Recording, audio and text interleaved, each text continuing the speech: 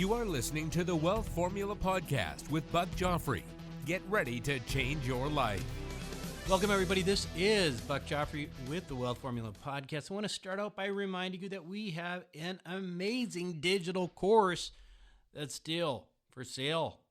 And you should go check it out at wealthformularoadmap.com. This is a course that features the likes of the real estate guys Tom Wheelwright, the tax guru, Robert Kiyosaki's tax advisor, Rich Dad advisor Ken McElroy, Kevin Day, my personal asset attorney, Dean Graziosi, one of the most amazing entrepreneurs in my Rolodex for sure. And I don't know, just a number of other guys. I mean, this course is outstanding. You should owe it yourself to check it out. It's what I wish I had when I finished my residency and after I read Kiyosaki's books and I needed to know, okay, what next? Along with that, you get to be part of the Wealth Formula Network, which is my tribe. We're doing bi-weekly phone calls. We're talking about cool, cutting-edge stuff. There is collective intelligence going on there, ladies and gentlemen. Anyway, check that out at wealthformularoadmap.com. By the way, you can still get a copy of my book, 7 Secrets of Eternal Wealth, by simply going to wealthformula.com or texting me at 44222 and typing Wealth Formula, and that is one word, 44222, Wealth Formula. You know, it's funny when I go back sometimes and I listen to podcasts from when I first started, and, you know, it was a couple years ago, wasn't that long ago, and I listen to myself and I think, man, this guy is clueless. Now, of course, I wasn't that clueless. I still knew more than most about investing, and I think my philosophy was still headed in the right direction. But man, have I evolved. I mean, the key to that evolution, I have to say, though, is that my ability to not be dogmatic about anything has significantly improved. I mean, you know, dogma is a real problem, you know, sticking to your guns no matter what, not keeping an open mind. But that's tough, especially in the investing world. The paper people, you know, the stock market people, those people think that us real estate investors got it all wrong. And the real estate investors and the real asset investors look at them and think, gosh, what a bunch of idiots. You know, I used to believe, for example, that permanent life insurance was one of the worst investments you could make. Why?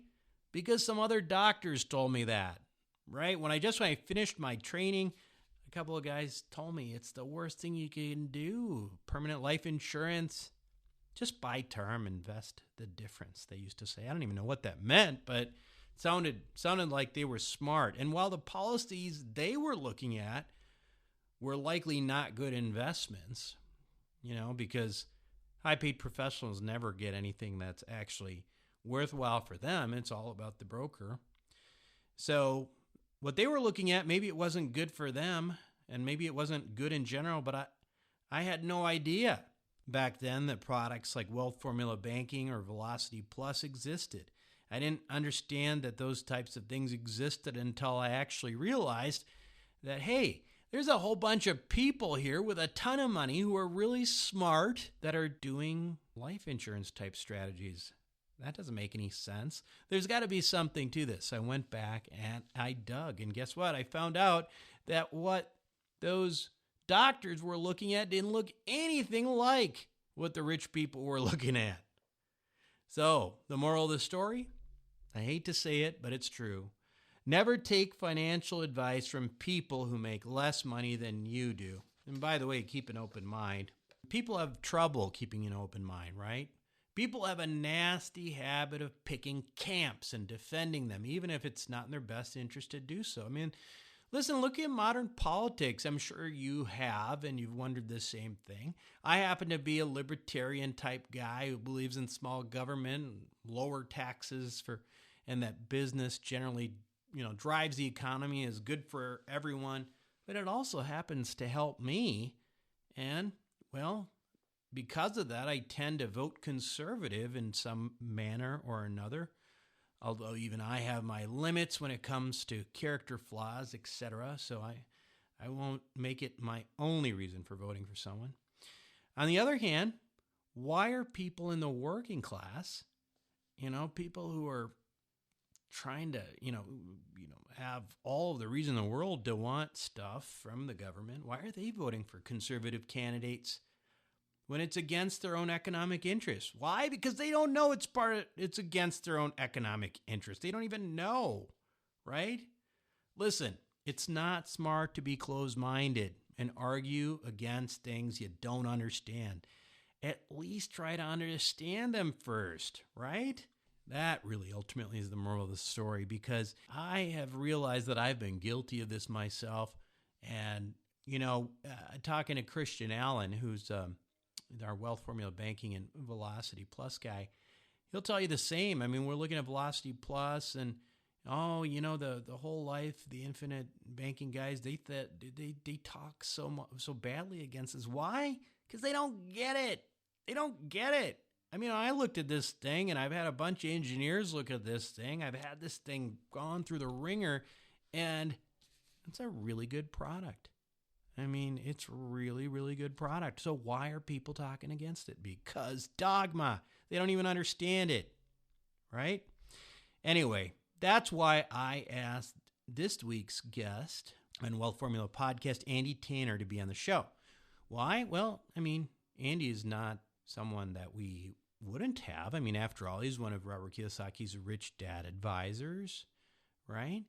But he also happens to be an expert on investing in paper assets. Yes, paper assets, a 4-letter word. But he's on the show anyway. But, I was looking at this and I'm thinking to myself, it sounds almost paradoxical to use the name Kiyosaki and paper assets on the same page without some sort of expletive, doesn't it? Those of you who met Robert Kiyosaki know what I'm talking about. But listen, there had to be something to it, and I didn't really know what he was talking about and where does paper assets fit in with any of this stuff? Well, when you listen to Andy Tanner on our podcast today, it will make entirely sense why he's a rich dad advisor. He's an equity market guy, yes, but he's all about cash flow. So how do you turn investing into the stock market into cash flow? Well, that's what you're going to learn all about from Andy today.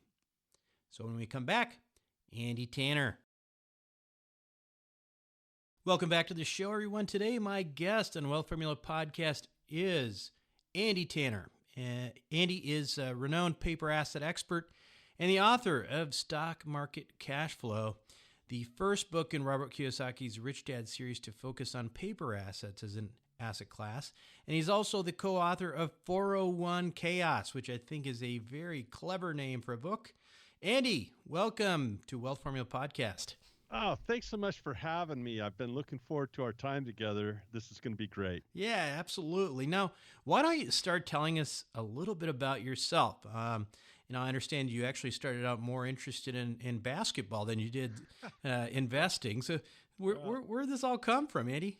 Well, that's kind of dangerous because I wasn't a very good basketball player, but I can't jump, I can't shoot, but I could foul. So they found a spot for me. There you go. On the team. But I did. I went to the University of Utah, sat on the bench there as kind of a bubble player.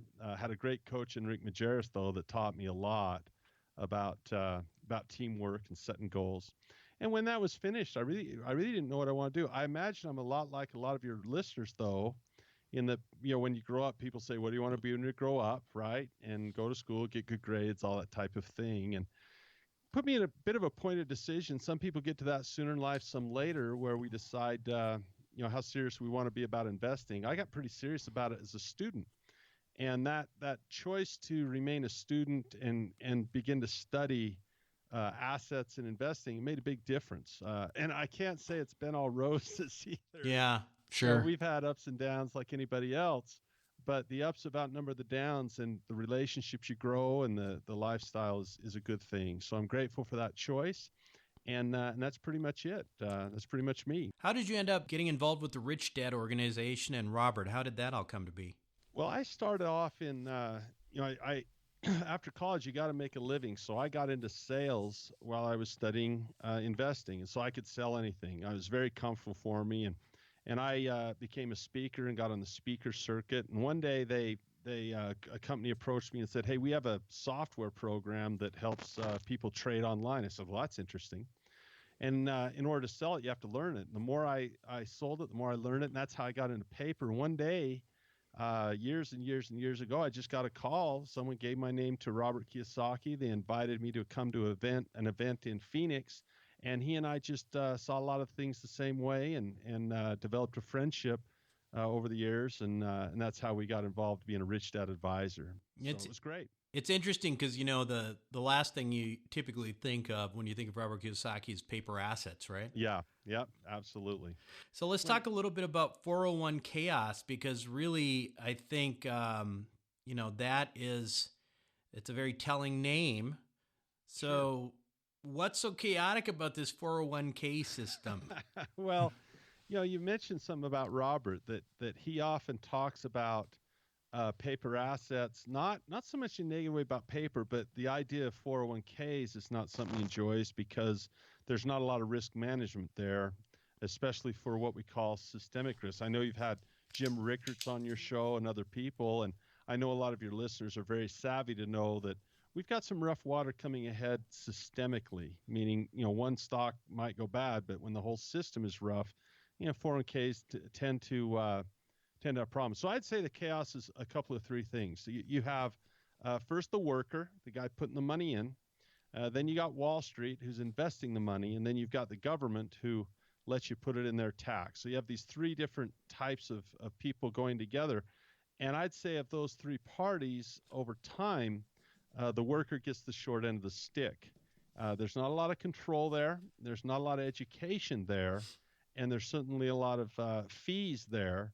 And if people were really to look at the other side of the coin and take a look at the amount it costs to pay someone to invest in a 401k for you, they get the lion's share of the money. So in short, that's really what the book is about, is looking at the other side of that and getting a better picture. Yeah. So in terms of 401ks, where'd they come from, and what were they intended to do? I hate to answer that question because we only have so much time together, but it's a fascinating story. I think I'll start here. The first pension was developed in 1895 by the American Express Company.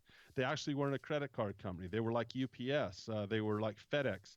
They had a rail system, and they would deliver parcels. And they announced to their employees that if you worked there for 20 years, they would give you a pension. And besides the priests, that was really the first one, and it caught on like wildfire. And people began to unionize and say, "Hey, pensions are where it's at." And it really changed education. It changed America, because now instead of just going on the farm or going in the military, now you want to go to college and get a good job and get your pension. You'd never be rich, but you'd at least have some security of a pension. Well, in the 1960s, the Studebaker Company got in trouble, and they had all these pensions to pay. They were going out of business, and all these workers said, "Well, if you guys go out of business, how are we going to get our pensions?" And so they went to President Kennedy and said, "What can you do about this?" And he said, "Ask not what this country can do for you." Yeah. And so Kennedy was assassinated, and Johnson didn't do much with it. And Nixon said, "I'm not a crook," but he kind of was. And Right. And then we had President Ford. And in 1974, President Ford, almost 100 years after that first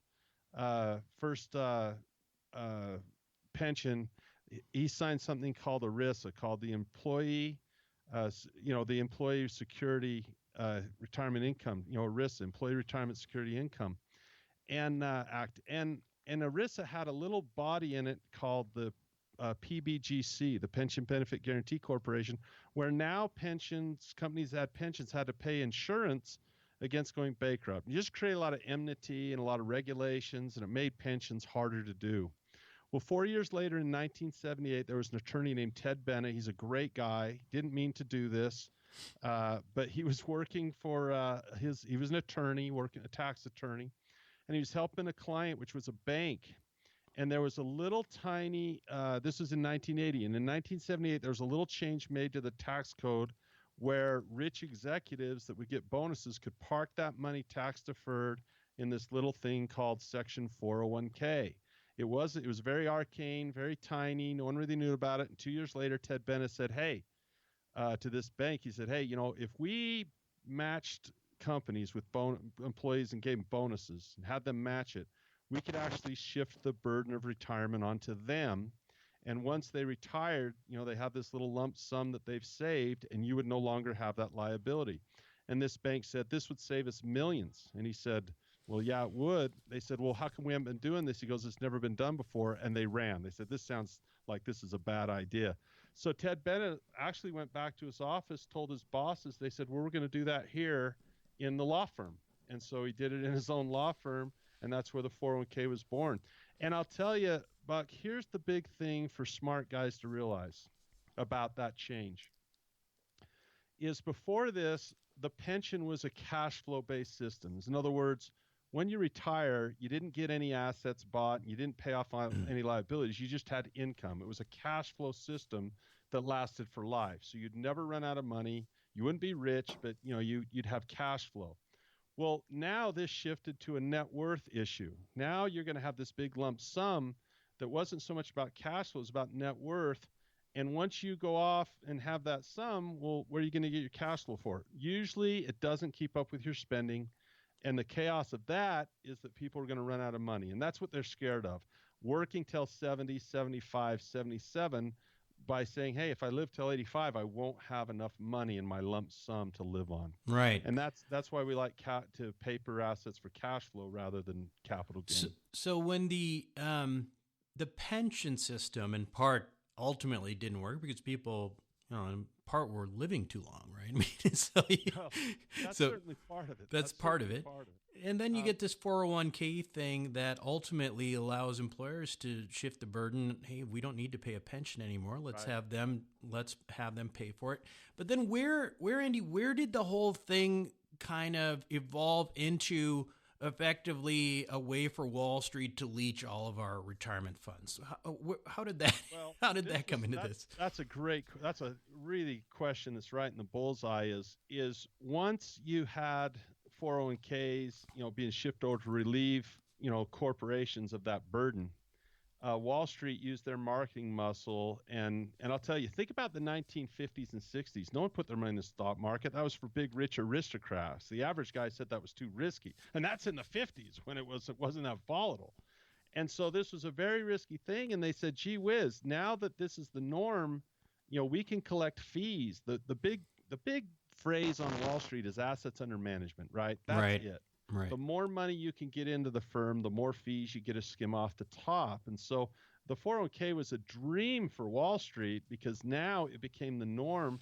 And people, if you have a real estate investor like Kenny McElroy, I can't imagine him buying a property without knowing like maybe the net operating income or the cap rate. But now you have people investing on autopilot knowing nothing about what they're putting money in on a regular basis. And they put that money in there whether the market's going up, down, or sideways, thinking that they're dollar cost averaging. But all the time, Wall Street will take those fees up, down, or sideways. So think of it this way, maybe, Buck, is you put your money in and you're hoping to get 5 or 6% a year, and you're taking all the risk. Well, they're taking no risk. Their return is infinite, whether it goes up, down, or sideways with no risk. Think about that for a minute. Wall Street has an infinite return and no risk. Why? Well, none of their money's in the deal. They just take money from yours. Yeah, that's what I'm trying to figure out, though, is how did they pull that off? I mean, certainly there's a marketing machine there. Certainly there's a way to convince people that they ought to do it. But listen, I've never had a 401k myself, but from people who I talk to, they don't have, unless they're doing a solo 401k and they're self-employed or whatever, they don't have a lot of choices. I mean, they're literally told you can invest in this, which is a Wall Street based product, or you can sit in cash. You can't go invest things on your own. Yeah, how did that happen? I think the big thing is what didn't happen is during this pension time, it was about really getting a college education, getting a job. So most of the education we got in school was career guided, career oriented. What do you want to be when you grow up? Choose a major, go to the job fair after graduation to get a job. All of our education was about professional, getting a skill to work for money.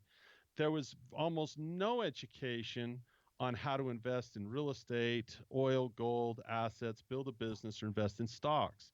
And so since this was not a life skill for us, it's not something we learned, it was very easy for Wall Street to say, well, we'll just do this for you. Give us your money. We'll invest it for you, but we're going to take the fees. So it was really the lack of education on the investor's part, because there's nothing that says I have to put money in a 401k and that I can't take that money and invest it in something that's self-directed for myself where I make the choices.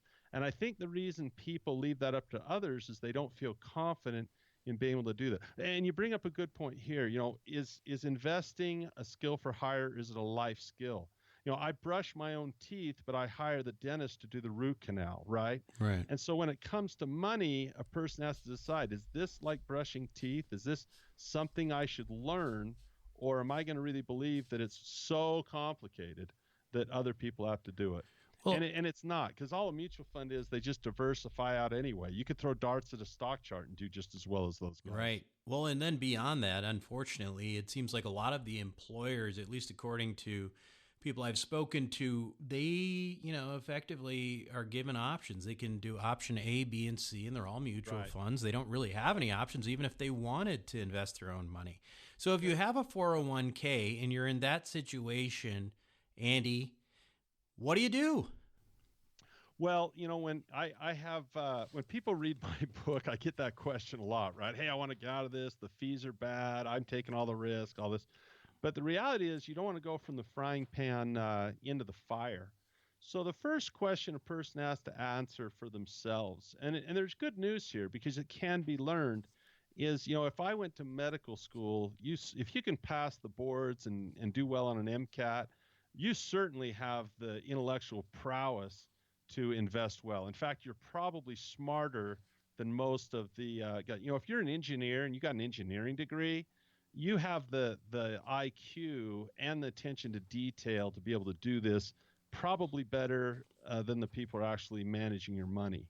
So, I would not go to my neighbor to drill out my root canal if I was better at it or could be better at it than he was.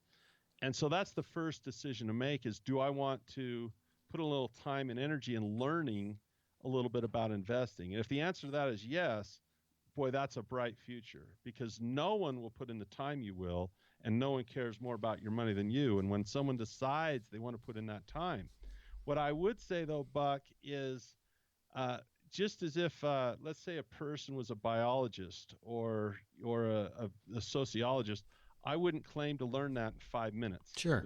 It does take a little time to learn it, but in a year or two of real effort on your financial education, you can be as smart as any money manager, I think, anyway, as most of them anyhow. So it really comes down to a choice: education first, and then investing second.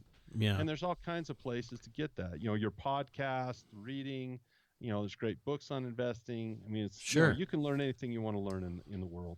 Practically speaking, say I have a program and I want to do this. I want to learn finance, because that's describing my listeners, right? They want to learn. They're interested in it, but they've got a 401k at work that matches. Yes. Oh, that's So now, what do you do? well, people get excited Because about that before, match. if it's an option of either investing through your 401k or not investing in a 401k, well, then you might say, well, maybe I should do something self-directed. Maybe I should do a self-directed IRA or something like. But now you've got this thing that's seducing you into staying. So what do you say to people about that? That's a wonderful question. I love your word. It is seductive because it gives the illusion of free money. So the first thing I'll say is that's not free money. You earned it, and all they did is take it away when they took away your pension, and now they have to match. Well, if a person gets a match, and the matches are getting smaller and smaller, a lot of people don't get one. But even with the match, once they give you that match, you have to look at what rate you're compounding at and do a little math. It's pretty simple math to do. If you can do 10%, and they're only doing 6, that match over the long term is not as powerful as your rate of return. In the compounding formula, you have your principal, which that's all they're really adding to is principal. Then you have your time, which you don't have much of, but then you have your rate of return. And if you feel strongly that you can get a better rate of return than just following the market, that's all they do is just follow the broad market. S&P goes up, you go up, S&P goes down, you go down. But if you feel confident in your ability to get better returns in real estate, better returns in commodities, and better returns in paper than those guys can offer you, that's a big deal. The other thing I would say, Buck, that's very important about that match is how much of the growth are they really taking? People would be astounding to read John Bogle's work, the founder of Vanguard, that over a lifetime, it's pretty easy for those guys to take 80% of the profits. So while, yeah, they might be matching your principal a little bit, when they take 80% of the compounding on the other side, it's not as rosy as a pitcher. And it's kind of like a bass, sitting in that lake, looking up at that match, saying, "Gee, is that real food, or was that bought at Bass Pro Shop? Should I really bite on that or not?" And it might look like something more from Bass Pro Shop once you really look at what that match really is and what it does. Yeah, and to your point, too, I think it's, this is a question I get a lot from people, and that's why I wanted to bring it up. But it's a question I think everybody has to ask. And one of the other things to consider is that most of the options that people are getting are various types of mutual funds. And if you look at the average performance of mutual funds for the last couple of decades, it's about 3.5% once you take away all the fees, et cetera. Right. So yeah. You know what? It might be seductive. It may not sound. It may sound like a tricky thing if someone's giving you "quote unquote" free money, but do the math, right? Yeah. So let's shift a little bit. Now you're a little bit different from most guests that are on Wealth Formula Podcast because you invest in paper in the stock market, but you do it differently from most. Can you describe a little bit about your approach to the stock market and specifically how you can turn the stock market into a cash flowing machine? Sure. There's hundreds of ways to do it, and probably one of the great models for this would be Warren Buffett. And we talk a lot about this as one of the first lessons we give people is there's an illusion that Warren Buffett would buy a stock and hold it till he dies. That's not true, and he'll tell you that's not true.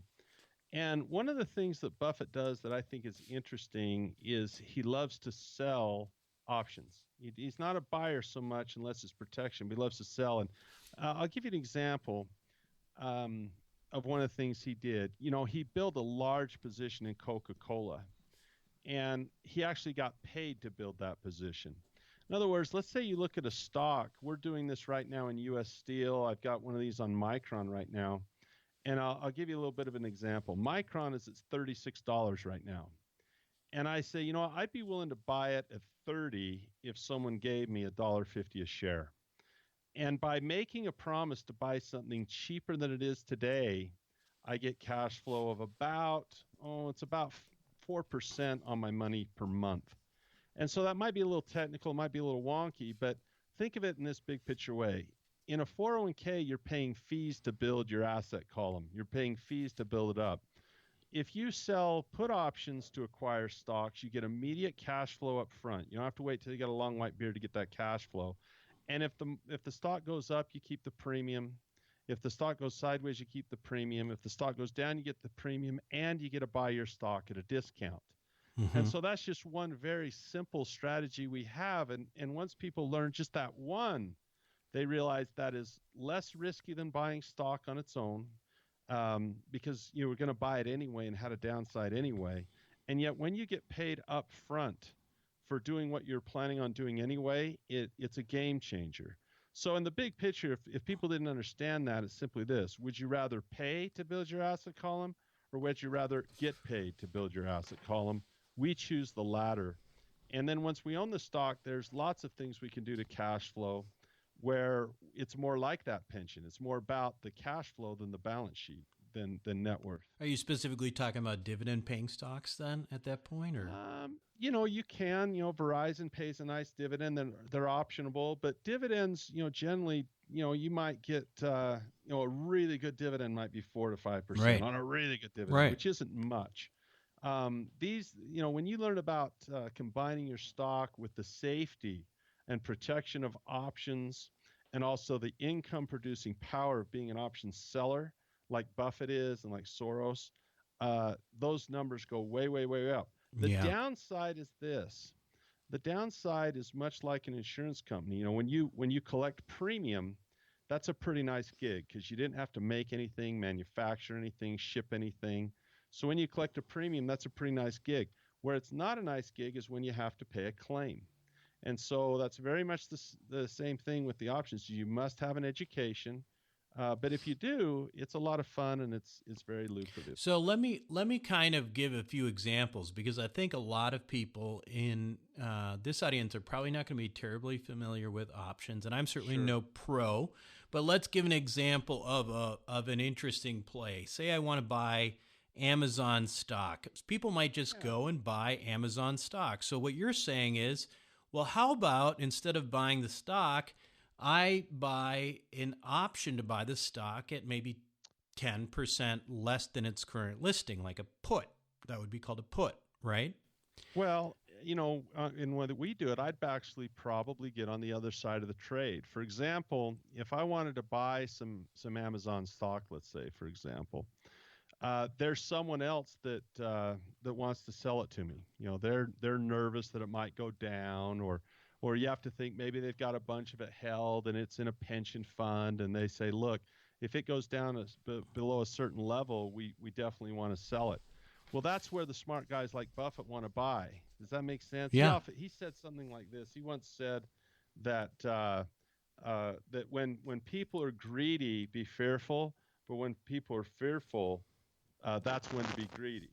Right, right. And so that's kind of his mantra. So Buffett loves to sell options to people. So let's say you wanted to sell your Amazon at a certain price, and I wanted to buy it at that certain price. I'd promise you to buy your stuff. I'd say, yeah, I'll buy your Amazon from you, no problem. But you've got to give me some cash flow. You've got to give me a premium up front to do that. So what it does is it puts me in a situation where I get to buy low every time, but I'm creating cash flow every time as well because I get paid up front. In fact, it'd be interesting to actually use Amazon, for example, on this podcast. I don't want to get too wonky, too detailed. No, we have some smart people here, and I know people are wondering how this all works right now. So please do. And it's not even just it's the same with real estate. I mean, real estate, you get paid for selling a contract called a rental agreement, right? I mean, that's really what you get paid for is just selling a promise. I promise you can stay in my house for a while or something like that, right? Mm-hmm. So if you were to bring up an options chain, and let's go out, like a month, okay? Let's just go out a month on Amazon.com. And let's bring up some strikes. I'll just bring it up on my computer right now just for fun. I can bring that up. A put option right now, Amazon is trading at $1,600 as we speak, give or take a buck. And let's say you said you'd be willing to pick it up at $1,580. If I were to look at their chart of Amazon, let's just see where they are just for fun. I've never done this on a podcast before. There's some support. Actually, there's a really nice support line at $1,550. Uh-huh. So at $1,500, there's a nice support line where you say, hey, maybe I want to buy the dip. So I might be sitting as an investor saying, if Amazon drops, down to $1,550, if it drops $50, maybe I'm a buyer. I'm going to buy it anyway. And that's how most stock investors would think. I'm going to buy Amazon. If it drops $50, I get it on sale. But if I come over and I look at an option that's like a month away of Amazon, let's just scroll down and get these close to the money here. For a $1,550 right now, they would pay me $21 a share. So if I were going to pick up 100 shares, they would pay me $2,100 to buy that stock at that discount today, and I would get that money up front. And so that's kind of what we do. Well, that isn't kind of. That's exactly what we do. Yeah, and if it doesn't go there by the expiration of the option, you just keep the money. That's right. I keep that $2,000. If it goes up, 1620, 1630, good for Amazon, but I keep that cash. Mm-hmm. And an interesting math on this, people say, well, that doesn't sound like much, right? I mean, I can get we'll call it $21 right here, and you say, well, gee, that's $1,500 for the stock. Well, if I take $21 and I divide it by 1,500, but then you times that out over time, over a year, that's actually not too bad. It's not that nasty. So yeah, you can get paid for buying things that you already planned on buying, and that's just one example of getting cash flow from selling an option. Well, let me ask you, before we move on to that one, I'm curious about this because I like that potential option, and I think Robert Kiyosaki likes buying these, what he calls naked puts, right? So it's similar to try to get into. What's that? It's selling a cash covered put is what it is. Right. Yeah. Right. So cash covered put, and so effectively, what happens though if boom, all of a sudden there's a 20% correction? Now you're stuck with this stock. How do you mitigate against that? I mean, because that, certainly if you want to buy into something at a certain price, but it's a great question, and it's a beautiful question. If we were to take this Amazon example and annualize it, right now, that far deep into the money, that's about 17% a year on your cash. 17% a year on your cash. So whether it goes up, down, or sideways, that's 17% a year on that cash. But you're right. If Amazon were to drop, huge, then you say, well, now I'm stuck with this stock. So let's talk about it in two ways. Well, first of all, that's what a lot of people do with the 401k anyway. That's a risk they take anyway. Sure. But the other thing they don't realize is, unlike an insurance contract that's kind of in stone, or rental contracts that's in stone, is the market is insanely liquid.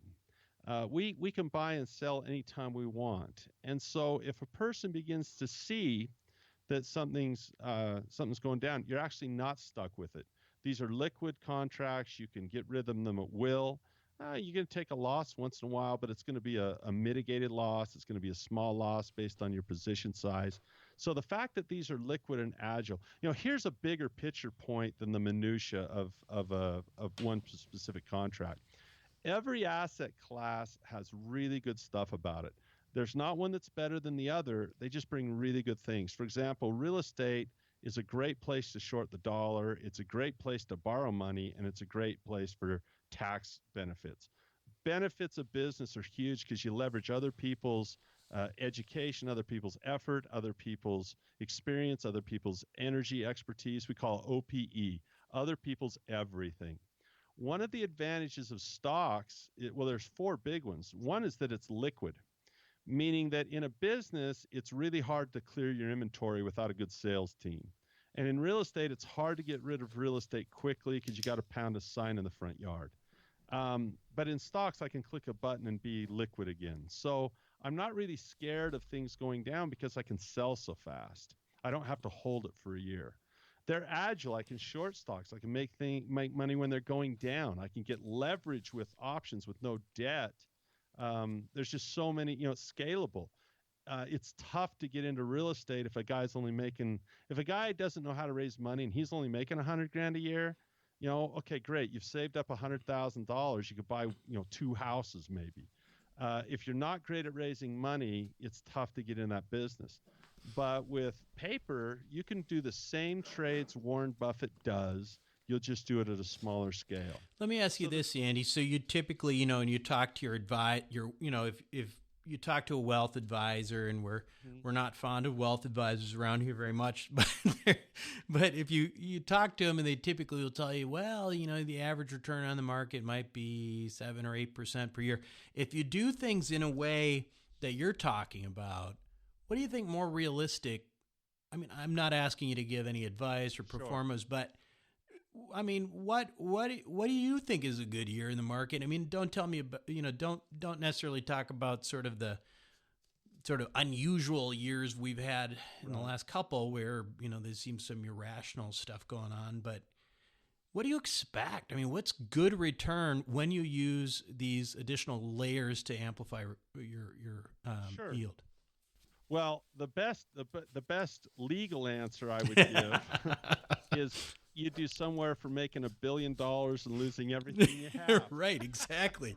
Right. But in reality, when you look at this, if a person were to tell me that they were making 2% in a month on a covered call, that would not strike me as odd at all. not Right. one bit. Mm-hmm. If someone said that they were able to make 10%, I'd say, well, you're smoking some Colorado grade marijuana right there at Right. 10% a month, right? Mm-hmm. 10% a month is out of control.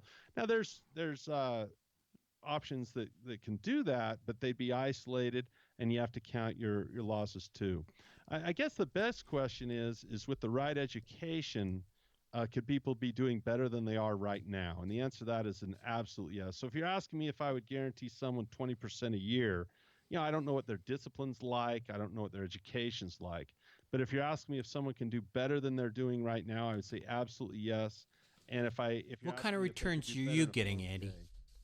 well, I don't share that too often, but it is not uncommon for me to have a month where I can do 10%. And the best way is you look at our Mentor Club of Right. what we're doing in the Mentor Club. Yeah. That would be the best gauge. And we do very well in our Mentor Club. People come in, they watch, and we all do everything on paper. Everything's on paper, so it's all practice. But that's the best way to find out, because it really doesn't matter what I get, and it really doesn't matter what you get. It matters Right. what the student gets, what the person gets. And the best way to find that out is to paper trade. Now, is to go out and paper trade. one more question specifically about this, which is the tax situation. Obviously, these are not necessarily tax sheltered vehicles, right? So if you're making an income, you're basically you're paying ordinary income on that, right? I would say that that real estate has a much more favorable tax situation than paper would. And depending on how your business works, there's great benefits for paper. However, there are some things, and this is Tom Wheelwright's world, not mine, so he's a better person to ask than me, but I will tell you what I do know about it. Number one, if you're only talking about retirement, if you want to be wealthy later on, I think that people, they get the idea that, well, you can get in an IRA because your tax bracket will be lower when you're old. Well, I don't want to be poor when I'm old. And so the Roth IRA is an option for people that would like to grow all that money tax-free. And the strategies that we talk about, some people say, oh, you can't do options in an IRA. That's false. You can write covered calls in an IRA, and you can sell cash covered puts in an IRA, which are the two most basic option strategies for cash flow. So you can do it with zero tax if all you care about is retirement money. Absolutely zero tax. You don't get better than zero tax in any asset class. For people that want to do this earlier, you can do another couple of things. You can declare what's called active trader status. And if a person makes a certain number of trades and a certain number of movements and you can talk to your accountant more about this, but if they make a certain amount of moves in their account, they can qualify for active trader status, which gives you much, much better tax advantages in trading paper. So there's always a way to do it, when you talk to your accountant. Sure. But yeah, there are some options. I don't think they're as good as real estate, and I don't think they're as good as business for the average person. But someone who gets serious about it, well, they either go with the Roth, which is zero, or they can declare active trader status. Right. So obviously you're really good at, and very well known at teaching this stuff. Now you have some courses and mentoring groups and all sorts. Can you tell us a little bit about those? Well, we take on students that are pretty serious about it. We're pretty hardcore about it. Probably the biggest thing we do with our students is every Monday we do this for real. We use a simulated trading account, but we do real stocks, real prices.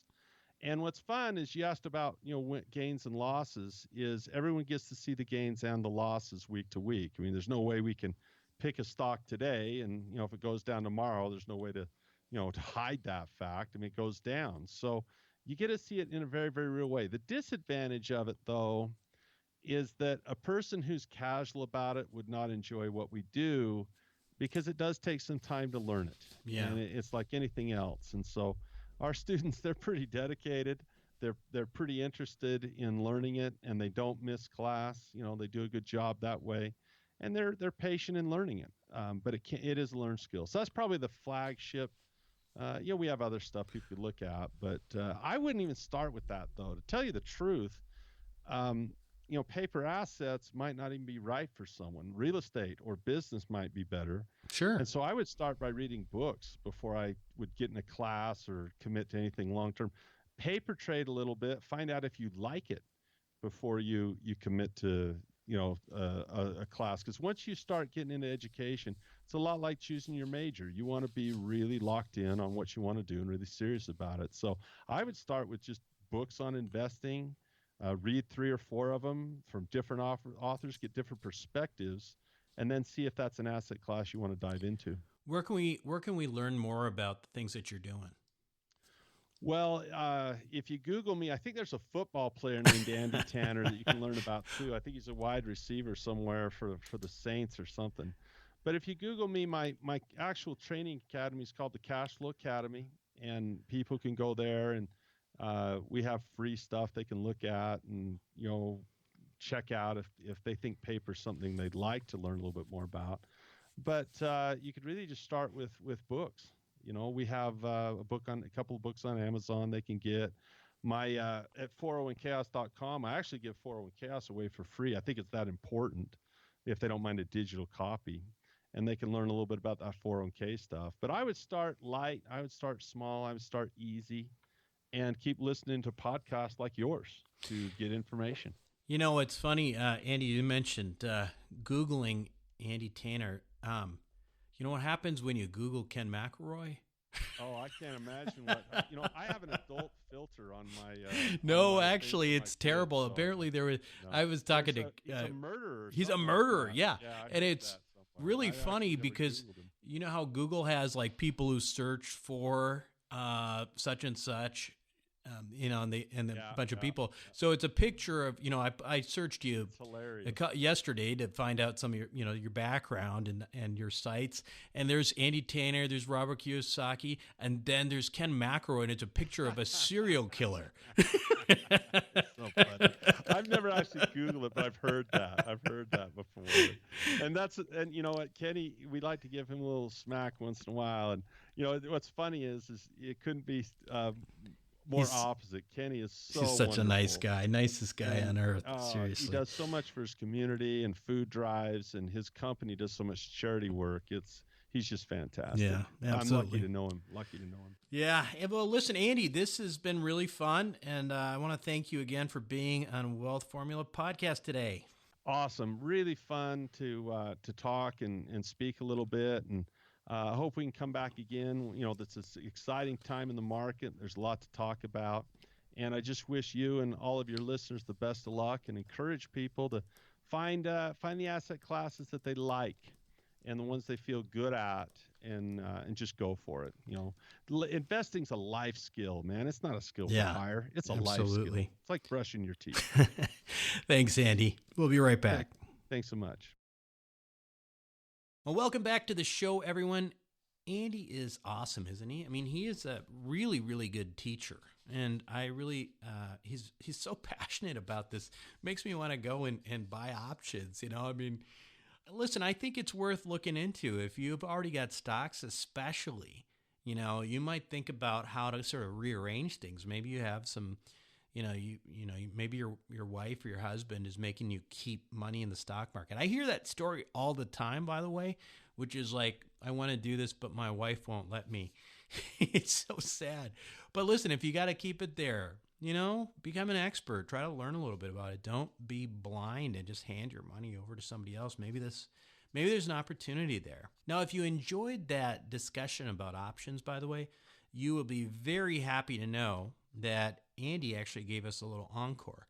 What do I mean by that? Well, he recorded a video because he felt like it was a little difficult to explain the example he gave about the Amazon options. So right after we got done recording, he flipped on a screen share and recorded it and just went through the example. So if you're interested in learning more about how that whole thing works, he does a really neat little screen flow where he draws it out and simplifies it. And he's just a really good teacher. Go to wealthformula.com and go to the show notes for this show and check it out. There'll be a link there, and you can watch Andy's video about how that option example work that Warren Buffett uses. Now, by the way, if you want another example of something that Warren Buffett does and that not a lot of people know about, you should check out the webinar I did explaining the concept of life settlements.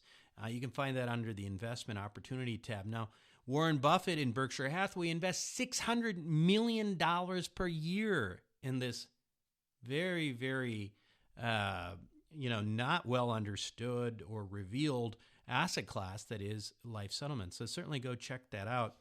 And finally, Phil, my assistant, has made it easy for you to give this show a 5-star review by putting an icon on wealthformula.com once and for all. I mean, this is ridiculous. I mean, why is it so hard to give reviews on iTunes? Have you ever tried doing this? I've done, most of the time it's not obvious, right? It's totally like, yeah, you click on this button, you click on that button, and you're like, wait, how do I leave a review? And this is coming from Apple? Come on. Anyway, we made it easy. All you have to do is go to wealthformula.com, click on the icon, and you can give me a 5-star glowing review and tell the world why you like Wealth Formula Podcast the way you do. And it's not for my ego, really. It is because these rankings and your subscribing to the show, all these things make a difference in our iTunes rankings. And by the way, we're top 10 in the subcategory of investing right now. So we're doing something good, but we want to keep that up. And we want to keep that up because it helps to attract high quality people to the show. And that is good for all of us. Anyway, that is it for me this week. This is Buck Joffrey with Wealth Formula Podcast signing off. Thank you for listening to the Wealth Formula Podcast. Visit us on the web at wealthformula.com. The information contained in this podcast are opinions, not fact. As always, consult your own financial team before making any investment. See you next time.